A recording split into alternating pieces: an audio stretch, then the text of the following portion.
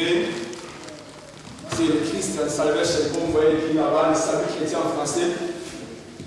Donc c'est le Christian Salvation Ministry. Ça c'est une église locale que le Seigneur nous a inspiré de commencer ici à Oslo. Amen. Amen. Notre salut chrétien n'est pas né de la volonté de l'homme. Nous avons reçu une révélation de la part de Dieu. Le Seigneur nous a donné cette église pour vision de salut des âmes, que les âmes soient sauvées, qu'elles se réjouissent de leur salut et qu'elles règnent dans la vie. Alléluia. Amen. Donc le Seigneur nous a dit de prêcher sur le salut des âmes. Vous savez, le salut a trois parties. Il y a le salut de l'esprit, il y a le salut de l'âme et puis le salut du corps. Amen. Quand quelqu'un reçoit Jésus, c'est son esprit tout d'abord qui est sauvé. C'est son esprit qui est sauvé. La Bible dit le salaire du péché, c'est la mort. Donc quand quelqu'un a le péché, il est mort spirituellement. Quand il fait rencontre avec Jésus, c'est son esprit d'abord qui est sauvé. Et quand l'esprit de l'homme est sauvé, maintenant, il y a le travail que maintenant son âme soit sauvée. Dieu peut sauver l'esprit de l'homme. Dieu sauve l'esprit de l'homme à tierce de seconde quand l'homme reçoit Jésus. Il se répand, il reçoit Jésus. Son esprit reçoit le salut. Mais ça peut prendre à Dieu toute ta vie sur la terre pour sauver ton âme. La Bible dit, c'est par votre persévérance que vous sauverez vos âmes. Vous voyez la Luc 21, 19. Il est écrit dans Luc 21, 19. C'est par votre persévérance que vous sauverez vos âmes. Donc Dieu sauve l'esprit de l'homme et l'homme doit sauver son âme. Amen. Quand Jésus nous dit, c'est par votre persévérance que vous sauverez vos âmes. Donc ça prend le travail de toute la vie de l'homme sur la terre avant son retour à la maison. Donc c'est ça, nous parlons de salut des âmes ici. Parce qu'il y a des gens qui peuvent recevoir Jésus dans leur vie. Leur esprit est sauvé, mais leurs âmes demeurent malades. Et quand l'âme demeure malade, l'homme ne peut pas jouir, il ne peut pas se réjouir de son salut. Amen. Donc c'est ça notre message. Nous sommes là pour amener les gens à sauver leurs âmes. Donc quelqu'un qui sauve son âme, c'est quelqu'un qui peut se réjouir de son salut sur la terre. Et quand on se réjouit de son salut sur la terre, là on peut régner dans la vie. Voilà pourquoi la Bible nous dit dans 3 Jean 2, bien aimé, je souhaite que tu prospères à tous égards et sois à bonne santé comme prospère l'état de ton âme. Alléluia. Amen.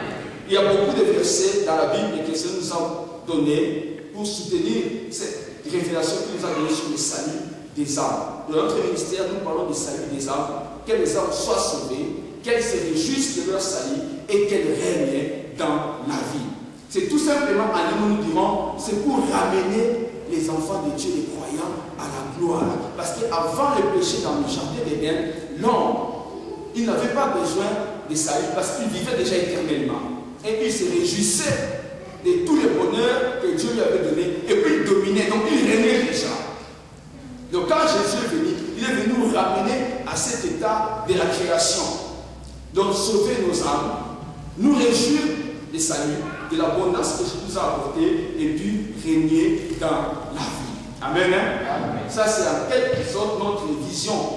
Donc nous parlons, nous voulons que les enfants de Dieu, tous ceux qui ont ici Jésus, arrivent à sauver son âme et à jouir des profits célestes. Donc se réjouir de son salut et puis règne dans la vie. Et pour accomplir, pour atteindre notre vision, nous parlons plus du réveil spirituel. Donc ça c'est comme la mission partout où nous allons, nous prêchons sur les réveils spirituels, sur l'intimité avec Dieu et puis sur la persévérance dans la voie du salut. Et pour qu'il en soit sauvé, cet homme-là doit se réveiller. Il faut qu'il y ait un réveil spirituel. Il faut que l'homme vive dans l'intimité avec Dieu pour se réjouir de tout que l'homme persévère dans la voie du salut pour qu'il règne dans la vie. Alléluia. Amen. Ça, c'est en bref notre vision. C'est une église qui n'est pas née seulement ici à Oslo. Nous l'avons commencé en Ouganda et nous avons aussi commencé ici en Norvège à Haugesund. Et aujourd'hui, nous avons une extension au Congo. Nous avons aussi une extension en Ouganda. Pour votre information, en Ouganda, ce ne sont pas les Congolais, ce sont les Ougandais qui conduisent ce ministère, cette église de salut chrétien. Donc ce n'est pas les Congolais. Amen. Hein? Amen. Au Congo, ce sont les Congolais. Et nous avons une extension à Haugesund, ce sont les Norvégiens. Et ici, les Congolais et tout celui qui viendra pour la gloire de Dieu. Et nous bénissons le Seigneur parce qu'ici, nous sommes encore un bébé. Aujourd'hui, cette semaine, ce sera notre 6e dimanche dans cette salle. Donc, nous avons fait presque une année déjà, une année et quelques mois. Nous avons été d'abord en catimini dans la prière et ça nous a fait trouver grâce. Nous sommes sortis. Et maintenant, nous avons commencé le culte des dimanches. Nous avions commencé avant, on avait stoppé parce qu'on n'avait plus de salle. Mais ça, c'est au dernier, ça sera notre 6e dimanche, depuis que nous avions commencé une nouvelle année avec le culte des dimanches. Amen. Amen. Donc vous êtes là, quelle que soit votre église, quel que soit votre ministère, quel que soit où vous allez, si un jour le Seigneur vous touche, vous met à cœur de venir glorifier le Seigneur pour nous, avec nous plutôt, venez nous glorifier le Seigneur. Nous avons une séance de prière chaque vendredi, de 18h à 20h, et puis nous avons les séances de culte que nous avons les dimanches, chaque dimanche de 15h à 17h30. Amen. Donc les dimanches, nous expérimentons la gloire de Dieu. Ce sont des séances de la foi pour expérimenter la gloire de Dieu.